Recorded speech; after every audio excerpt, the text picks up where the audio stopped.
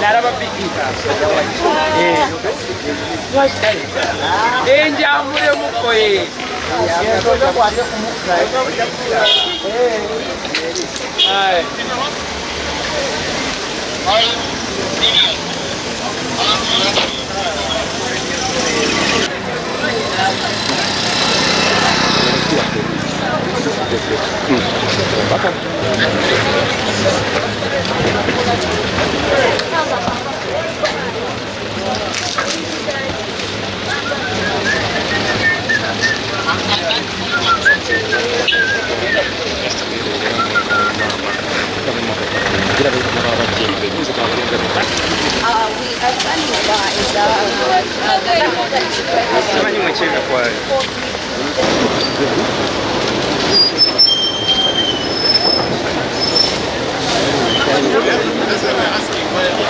Particular things are stopped and blocked off the road of all those who are heading to Capricorn. As we speak, the other spokesperson was some of the party leaders trying to protect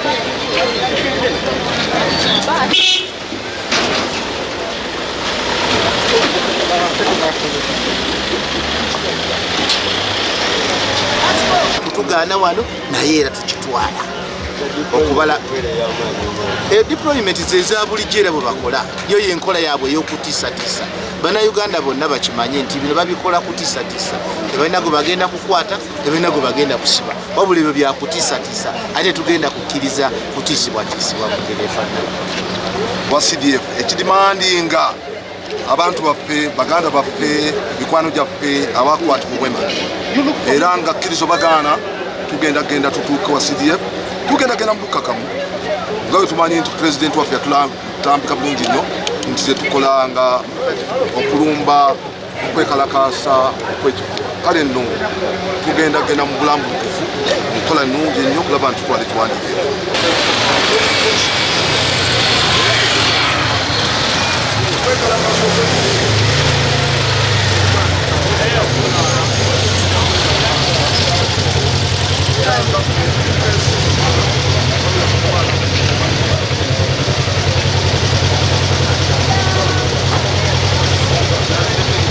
Registered political party office ya NUP era tubadde wano nga tulina press conference nga bulijjo naye kubanga bano abantu batya nnyo kati bwe balabe nga Honorable Kyagulanyi ali wano of course nga balina okujja ne basurroundinga wano tetumanyi lwaki kubanga twagala kukola mirimu gyaffe nga teri intimidation yonna twagala fuluma emmotoka zaffe naye nga bwemulaba kati tetulina nawakuyita kubanga amagye gali buli wamu wonna.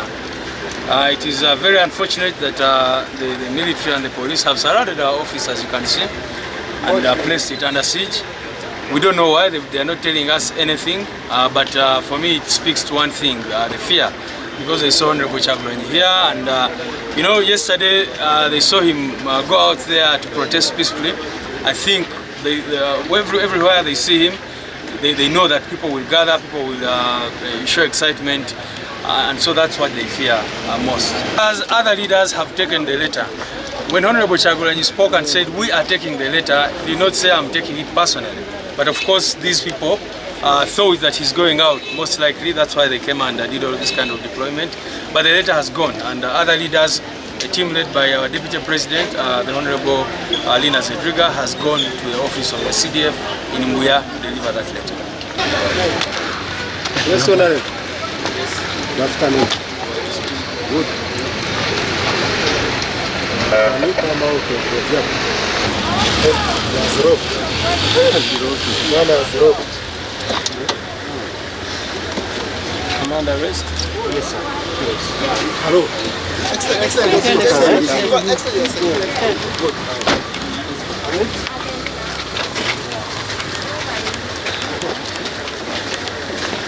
I'm good. Why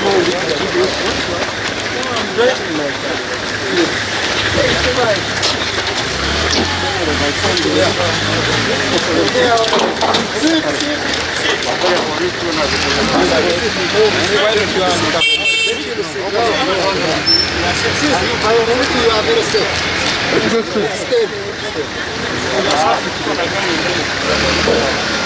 Extend. Honorable. Is it? Too close.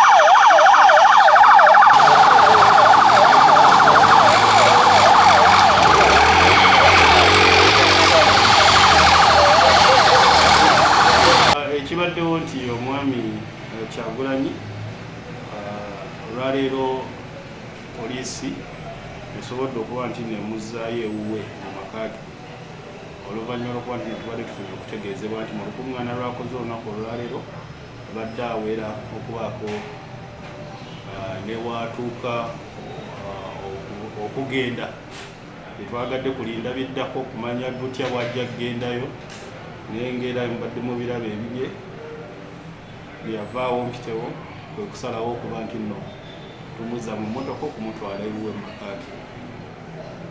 Kino tujja sigala nga tukikola, tujja sigala nga tudiployinga okulaba nti ne twetangira ebiyinza okuva mu maaso era wanaasangibwa nti bootana n'ebiriwo ebyokuleeta emirembe mu kitundu wakubanga ddizibwayo wakaawo. Of course deployment eriwo yakulaba nti no tukuuma emirembe mu Kampala n'eggwanga lyonna si kunyigiriza abo olwokuba nti balina bwe bawagira.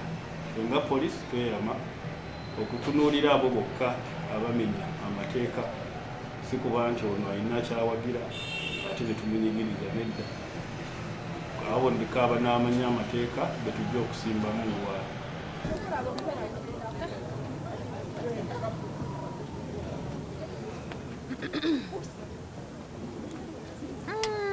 Oh my God. The president is just too smart for me to drink. Nawe kikususeeko. It's too nice. Kikususeeko. Oh my God. Put me at a microphone. Our brothers in the media for always showing up to cover us and to amplify our voice to the people of Uganda here and outside the country. We don't take it for granted, ladies and gentlemen, knowing the conditions that you work under. We really, really appreciate you and salute you for that noble role that you continue to play. In the same breath, I want to appreciate all the people of Uganda for the support that they continue to give to the struggle for freedom and democracy in Uganda. Those that are in Uganda and those that are in the diaspora. But again, in a very special way, I want to thank the leaders that joined me yesterday in a peaceful protest in demand for the return of our people. I thank you, gallant ladies and gentlemen. Yesterday, I led a protest in the middle of town heading to Constitutional Square to demand for our brothers and sisters that continue to be abducted by the military, tortured gravely, and some of them returned with great intimidation. As you saw, some that were returned in Buama could not actually have the confidence to speak to the media because they were greatly intimidated. Like I mentioned, some of their close relatives and associates informed us that they were tortured so bad and warned that if they dared speak what had happened to them, they would be killed.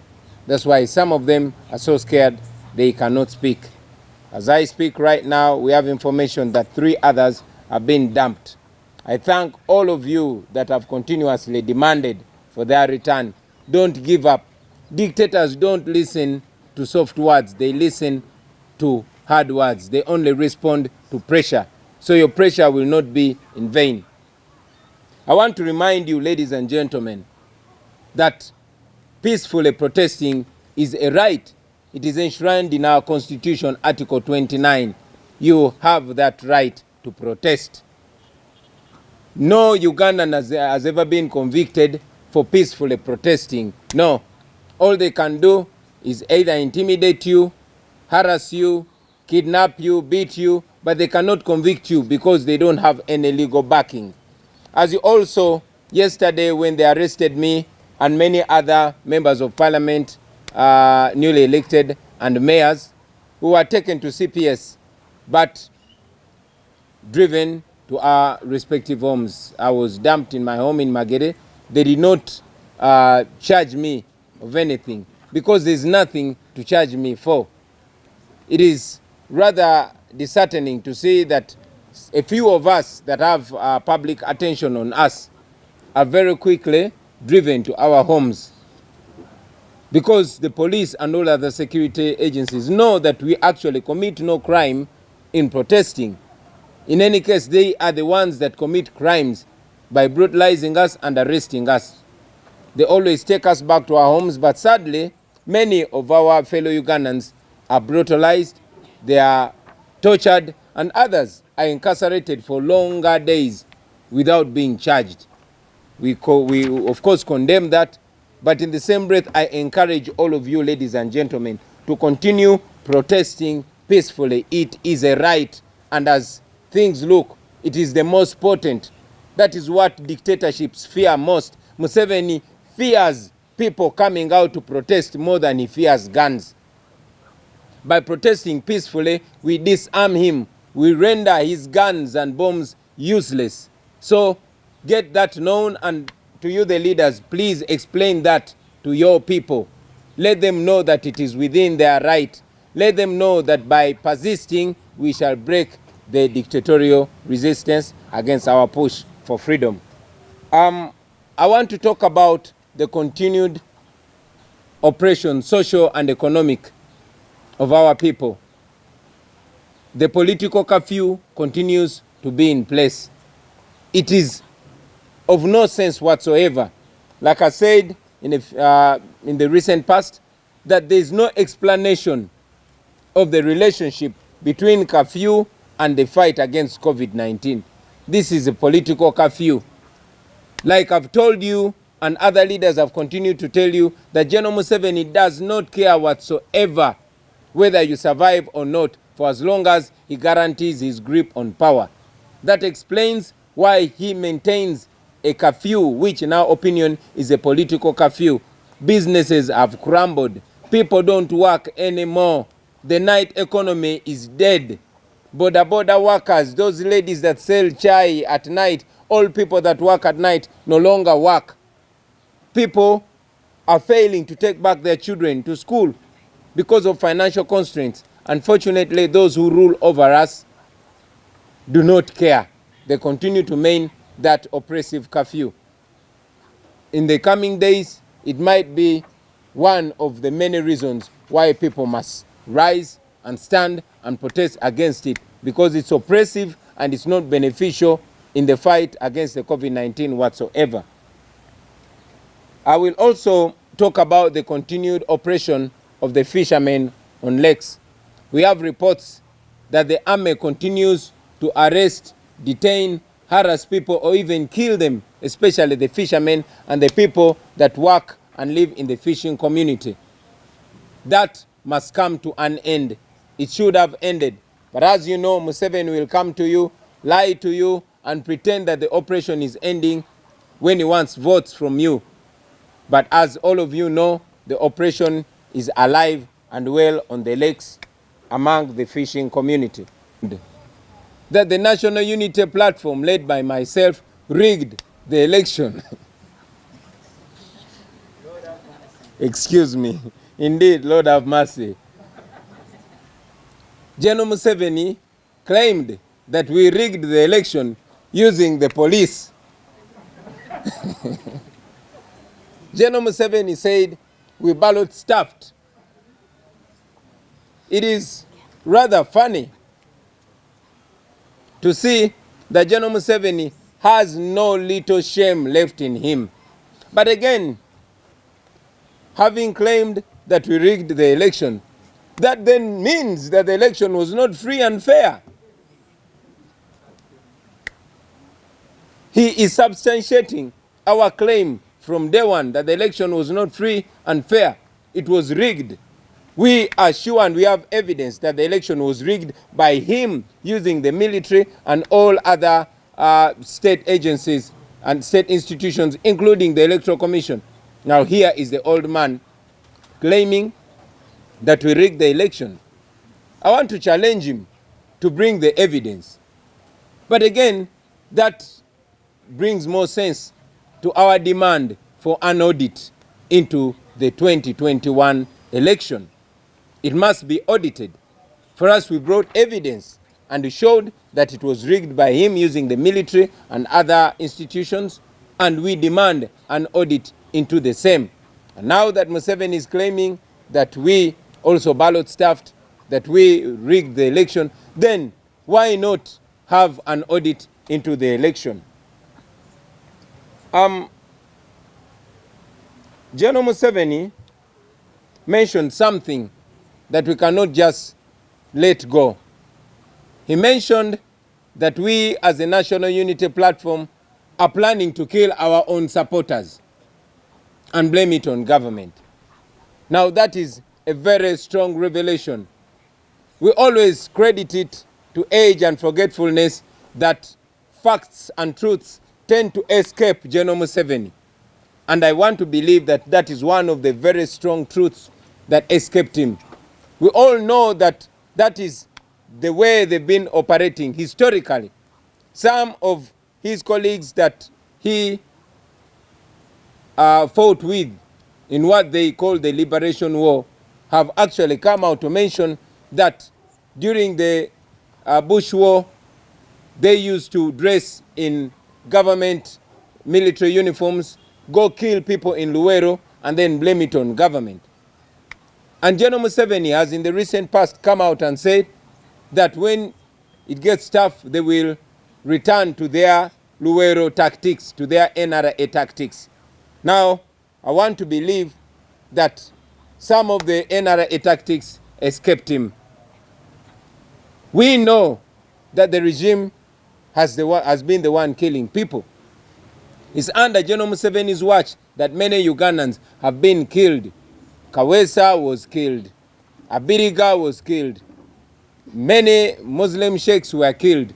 And up to today, no explanation has been given. When General Museveni came out after the murder of Zebra, the professional boxer, he indeed accepted that it is his security that had murdered Zebra in cold blood. Unfortunately, up to now, no report has been given. Nobody has been held accountable. The police came out and said they have found who killed Zebra, although General Museveni had told us that he knows who killed him. But the police said they were waiting for orders from General Museveni to arrest the killers. That explains that the killers are known. Therefore, we are concerned, we are very concerned that General Museveni might actually be intending to kill more of our supporters. That must have escaped him. Many of our friends, colleagues, and supporters have been killed, from Dan Cheune to Rita to Sekama and very many more. People power. Our power. Our power. People power. Thank you.